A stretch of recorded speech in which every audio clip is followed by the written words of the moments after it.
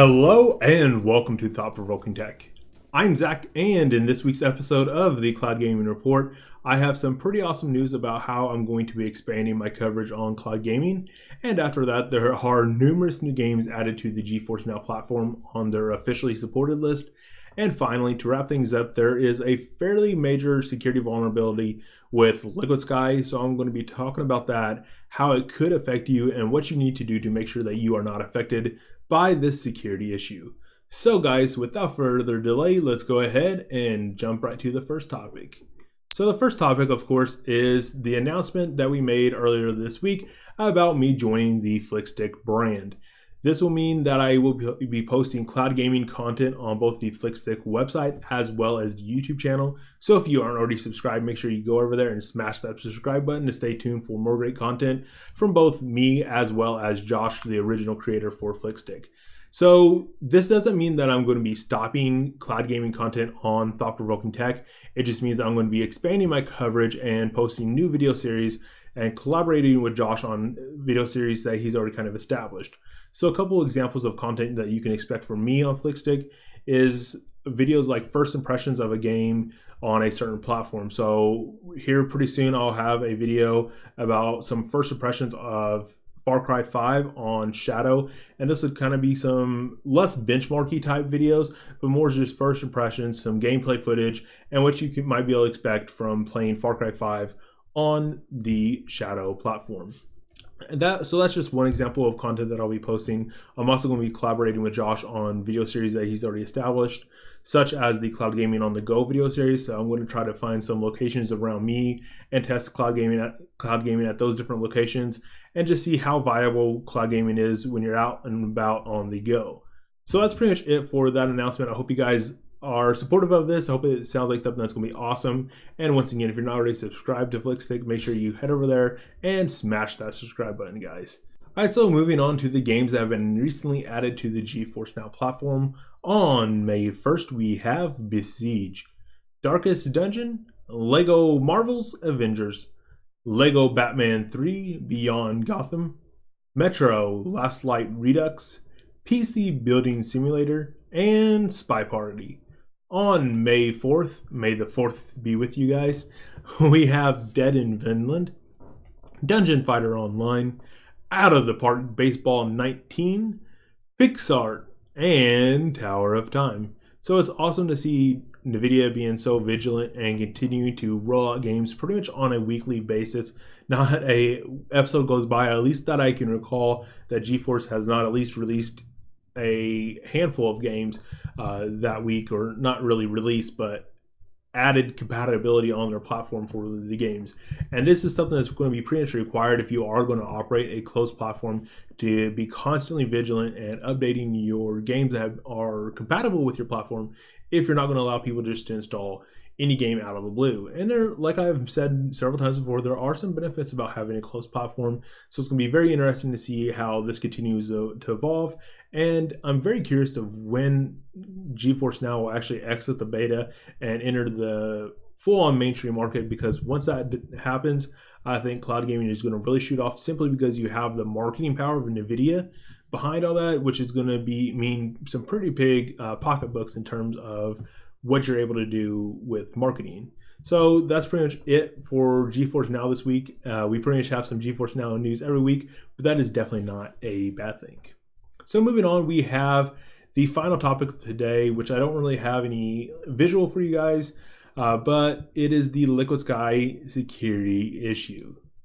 The LiquidSky security vulnerability essentially boils down to the fact that the connection between you and your Sky PC is unencrypted.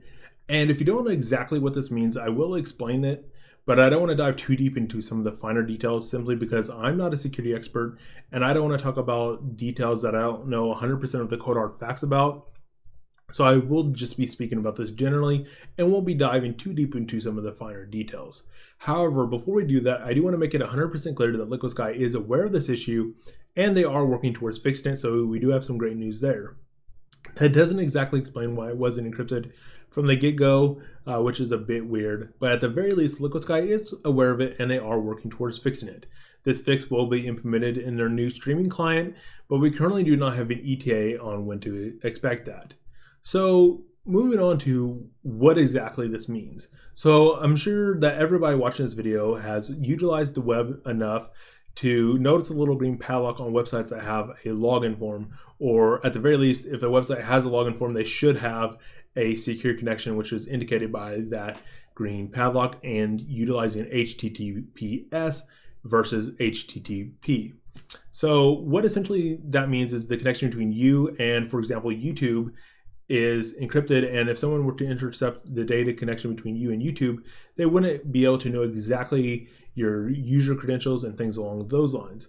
So by having an unencrypted connection between you and your Sky PC, if someone were to intercept that connection, then they could theoretically get your account details, for example, when you signed into Steam or Origin or something else, and your account could be compromised. So that is definitely not great news, but there are some ways to lessen the impact of the security vulnerability and hopefully not be impacted by it at all. So the first suggestion I have is to not use LiquidSky, at least in the time being, on a public connection. That could be on a restaurant such as, McDonald's or Starbucks or something along those lines, simply because not everybody on that network is someone you trust or necessarily even know. So someone could theoretically be trying to intercept the data between you and the websites and applications that you're using and accessing over the web. On a briefly bright note, LiquidSky is still fairly small in the grand scheme of things, so it's fairly unlikely that it is being targeted in and of itself, but that doesn't necessarily mean that the connection on a public network wouldn't be compromised though. So the first point is to simply avoid using LiquidSky on a public network. As a general rule, I avoid public internet generally, but there are cases when you have to use it. So if you do have to use it and you do need to use LiquidSky, maybe try using it over a VPN. That's probably not going to be a great experience though, because it is going to add latency, but it's better than having your account compromised. So another way to help remedy this though, and this is something I always recommend regardless of the security vulnerability or not, is to always use two-factor authentication when it is presented to you. So Steam actually has a pretty good form of two-factor authentication that actually sends you an email with a code in it that you must input into Steam when you log in on a new device, or if you have to relog into Steam for some reason or another. And it's a better form of two-factor than having a code sent to your phone, simply because of social engineering and how often phones are, your phone number could be compromised simply because due to social engineering. But anyways, I digress. That's a topic for a completely separate video.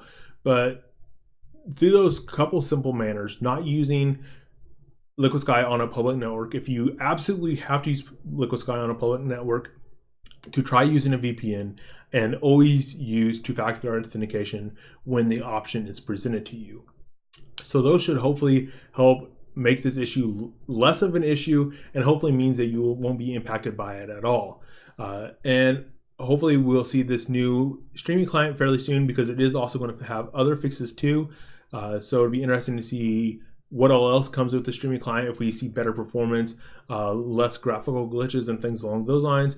But the biggest thing I guess that I'm now going to be looking forward to is a fix to the security vulnerability. And it is a pretty major issue, but if you follow the steps I outlined earlier, you should greatly reduce the impact that it should have on you. You've reached the end of this week's episode of the Cloud Gaming Report. Thanks for watching or listening, guys. I greatly appreciate that. Also, make sure to like, heart, or subscribe to the Cloud Gaming Report. I greatly appreciate that. And stay tuned for more great content from Thought Provoking Tech. Once again, guys, thanks for watching. And until next time, Zach out.